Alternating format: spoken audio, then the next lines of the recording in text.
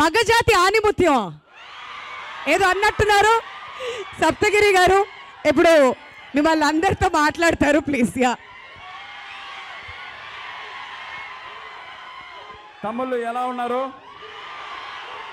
హరహర మహాదేవ శంభో శంకర.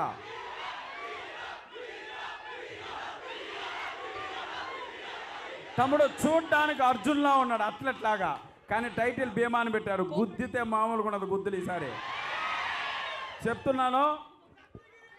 ఉండరా, ఆ ట్రైలర్లో ఒక డైలాగ్ ఉంది, ఊచకోత అనేది. అన్న థియేటర్లో కలెక్షన్లో ఊచకోత మార్చి 8 స్టార్ట్ అవుతుంది. మళ్ళీ మనం అన్నని ఒక గొప్ప కమర్షియల్ హీరోగా చూడబోతున్నాం కలెక్షన్ల పరంగా. ఇంకో విషయం, ఈ మధ్యకాలం డివైన్టీ ఉన్న మూవీలన్నీ పెద్ద హిట్ అయినాయి. జై హనుమాన్ అవన్నీ. ఇది ఏకంగా శివుణ్ణే పట్టుకొచ్చాం పైనుంచి. మన రాధామోహన్ గారికి ఒక్క 200 కోట్లు ఇచ్చేస్తే సరిపోద్ది, చాలు కదన్నా. ఓ 200 కోట్లు రాసుకుందాం. మార్చి 8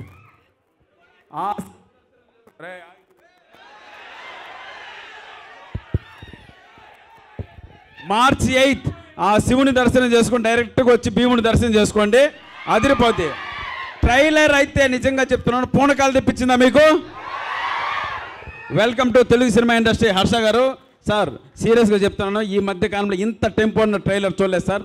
తప్పకుండా రేపు ఇదే టెంపో ఆ థియేటర్లో కాసుల వర్షం కురిపించాలని మనస్ఫూర్తిగా కోరుకుంటూ, హరహర మహాదేవ శంభో శంకర. నాతో పాటు సార్ అనండి, హరహర మహాదేవ శంభో శంకర.